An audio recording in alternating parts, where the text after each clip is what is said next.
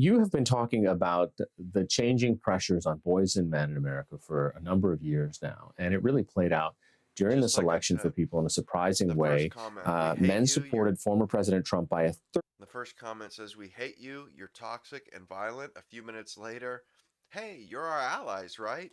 Exactly what I was just saying. You can't they you have your boot on somebody's neck and at the same time hoping that they vote for you. We're saying, "Hey, will you vote for me if I promise to take my boot off of your neck?" It makes no sense. I mean, they've really 15-point margin. That's up from mucked 8 up in their position. 2020. But throughout the demographics, especially young men, seem They waged a war on American normalcy and American men, America basically, normal America. They have waged a war on it since the 60s. Since the counterculture, they have literally anything that bucks American culture that your grandparents would frown upon, anything that your grandparents would frown upon is evil. It's totally evil, or any is it's virtuous. I had it backwards. Anything your parents would frown upon, the act whatever they would frown upon, the Democrats think the opposite. That it's virtuous. It's virtuous to be transgressive. It's virtuous to have children out of wedlock. It's virtuous. It's totally ridiculous. It's ridiculous. They've been totally against it, and I, it's not that easy to spot either, because the way that each individual issue is attacked, it doesn't come off as them just straight up attacking America or attacking the normalcy of America. But I mean, and we all physically feel like things are getting worse. I mean, I feel it. I know other people feel it. That's because they're slowly but surely making the norms that we love and have known and have come to love. They're making those norms bad, shameful. It's shameful to have children in a marriage.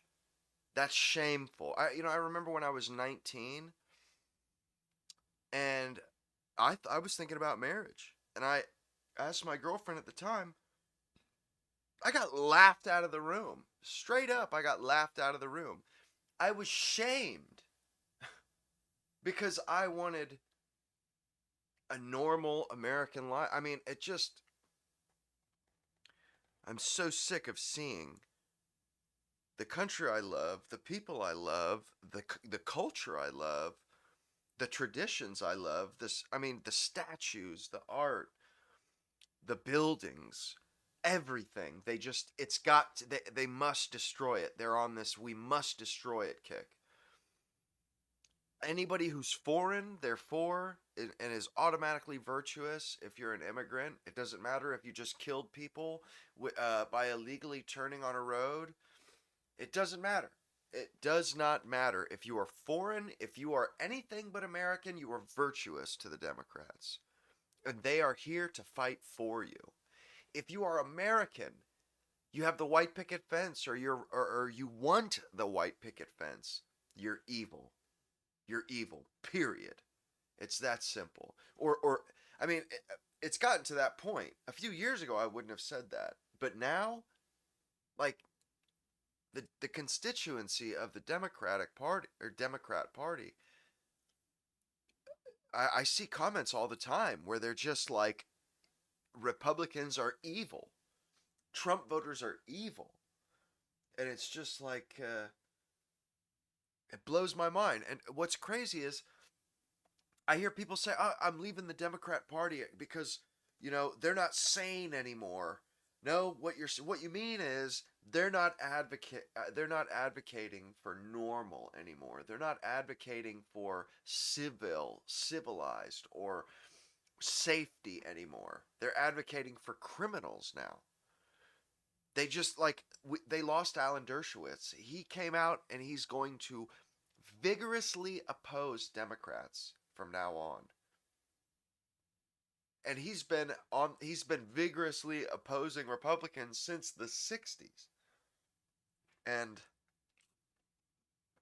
they lost him. Till so much more for the president. How did you see this coming? We did see it coming, Harry. We saw in the polling in the run up to the election that men, and especially young men, were moving very strongly into the Republican camp. What we didn't expect was that actually the young women would also move away from their levels of support. And so the gender gap actually didn't change very much. But the reason for that is because while young men moved to the right, so did young women. Now, of course, the gender gap remained, but any story about this election has to take into account the fact that the move wasn't just among men. It's the real danger. They're starting to grapple with that now, that it's not just among men. Because women are watching other women get raped, molested, stabbed in the neck in a train car, and nothing is done about it. Nothing is done about it. In fact, the contrast is so stark. Take Daniel Penny, for instance. They attacked the guy who did something. Like, they don't say a word about this guy who just killed that poor Ukrainian girl. They don't say one word. It happened on a train. But Daniel Penny, and that guy murdered that girl. He murdered her on camera. Daniel Penny didn't murder anyone. He killed a man on accident trying to secure the guy. And Daniel Penny, there was an uproar in the media. That was they attacked that guy viciously, and he took up like a week news cycle. But this other criminal who's been in jail, like, there's literally a mugshot picture, and you can see this guy's face change. Like, you could see he's a kid at like 16 all the way to like 40. And they've let him out of jail like 20 times for violent crimes. And then he stabs this poor Ukrainian girl who's just trying to go home after working a shift at a pizzeria. And man, they've got no sympathy for this woman. They've got none. And you know what? Women, they know what's good for them. And when they're watching other women get murdered, and this guy's dripping blood all over the place, and nobody's bum rushing him. It's whatever. Women, that scares the shit out of them. That keeps them up at night, especially how things are today. You know, they're having trouble with men and what have you. But I mean, it's incredible. Like, of course you're losing everybody because you're not enforcing the law. That's all people want, of all colors, of all everybody just wants the law enforced. Is that particularly because we had a female candidate on the Democrat side and such a sort of performative masculinity on the Republican side, that the move of men, and especially Isn't that funny? They call enforcing the law performative masculinity. Isn't that funny? And will be falsely attributed to sexism or a backlash or misogyny. And I think this is much more a story of neglect than of sexism, that the problems that many men feel they have in employment, in education, just really weren't being talked about or reflected on the Democrat side. And whilst I don't want to overstate the policy substance that was on the Republican side, it's certainly true that many young men felt more welcomed, more seen, more heard. Yeah, well, just the other video, like, they don't feel heard yet because they aren't heard. The Democrats are openly against them. Like, it's not. I have a really starting to have a problem with nobody wanting to call a spade a spade. And language means something, you know, and we need to start just calling things what they are and just accepting, like, it blows my mind how all the Democrats speak problematic. We can't just say it's bad. And they're constantly, they want to It's like they try to make language that obscures their value judgments, because they're make value judgments. You know, they have to make value judgments, or you can't set policy. If there is no, if one thing isn't better than the other, then why are you setting a policy? So they have to make value judgments. So they try to obscure the fact that they are saying one thing is better than the other. And it's starting to bother me. Like, we can't just say that American culture is obviously and decidedly better than Indian culture. You know, like dots not feather Indian culture, or African culture, like Nigeria or Ghana or Uganda. It is objectively better. But people want to pretend that it's not better. I mean, you know who will tell you that American culture is better? African people will tell you that. People in Africa will say, yeah, it's better. It's like everybody else on the planet will say, you know, like they want to come here, but that's not evidence that we have a better culture. I mean, it blows my mind. And culture, it's just rules of the road, norms, standards and practices, best standards and practices. That's all it is. You know, it's like the rules of the road, more or less. It's so we can all live amongst each other with the least amount of friction, possible. And when two culture, like, think about if England, if you grew up in England and you come here and you don't realize you're in America, you think you're in England, how is your driving experience going to be? Do you is it, are you going to wreck? Probably. You're driving on the other side of the road, like everything's backwards. And it's the same with us. If we go to England or Britain, everything's backwards. I mean, it totally makes sense. You know, culture, it's just rules of the road. And England is a perfect example of that. So when you have two cultures, of course, there are accidents, there are brushes, you know, culture clashes. And they've tricked us into calling this racism for years. It's just culture class.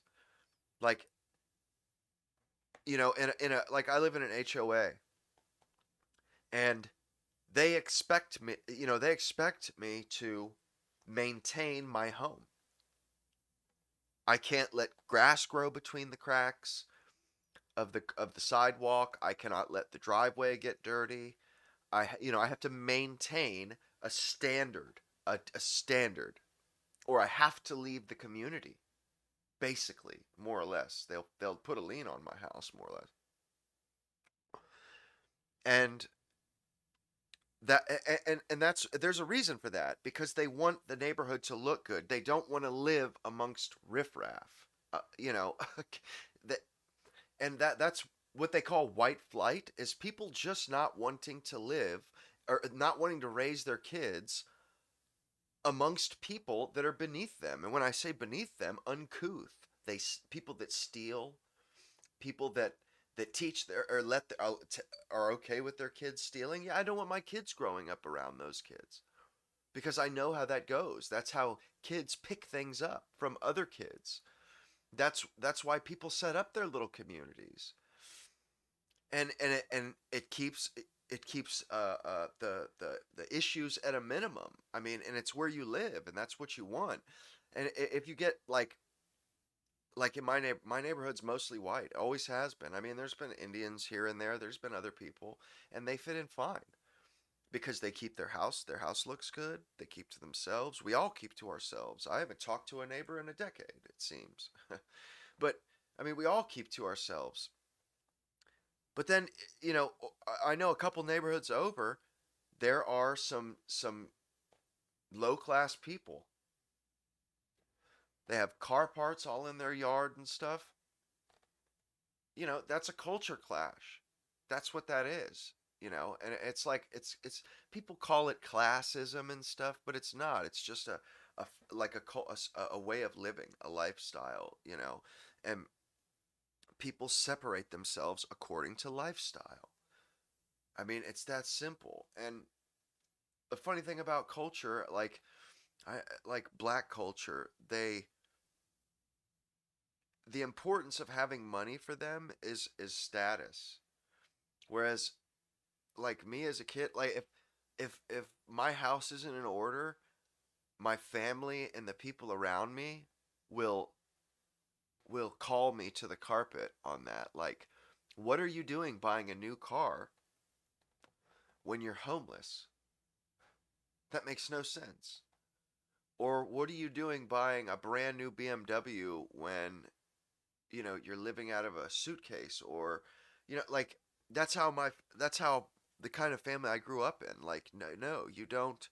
If you don't have certain things in order, all the luxuries you don't get to have. And other cultures are different. So there's some clash there. That's all it is. That's all it is not wanting to clash with other people. And if you live a way that your parents, everybody lives, everybody has their own culture, and everybody congregates where they are wanted, more or less. Like I seen a guy comment the other day on one of my videos that you grow where you're planted. And I thought that was a pretty interesting term. I mean, truly. And it's just I'm starting to get a whole new beat on this, on everything, on all the lies I've had told to me over the years, and or that we've had shoved down our throats over the years. And all of a sudden it all just kind of unravels. Like now, it's so black and white in this country. You have like the Democrats and the Republicans. You basically have the abnormal people versus the normal people. And the abnormal side, the side that used to advocate for uh, everybody who wasn't an American, more or less, that didn't fit in cohesively with everybody else, black, white, or purple. That's who the Democrats advocated for. That, and then people with luxury beliefs. People that can afford to vote for other people's best interest and not their own. Well, those people are getting fewer and farther between when you got people like Alan Dershowitz throwing in the towel. Like, that's crazy. I mean, and honestly, I think it's rightfully so. I think it's absolutely right it's just that honestly, they should just be disbanded, start from scratch, truly. And just start from scratch, get rid of the whole ball of wax, the whole Democrat Party, because they brought us the KKK, they brought us uh, Jim Crow, you know, uh, Planned Parenthood, the New Deal. I mean, you could just go on and on. The welfare state, like all of basically them just tearing down society, one institution at a time. That's that's more or less what they've been doing. Their long march through the institutions. What they mean, if they mean the long march of Godzilla through the institutions, they're right. They're absolutely right, because that's what it is. It's the long Godzilla-like march through the institutions.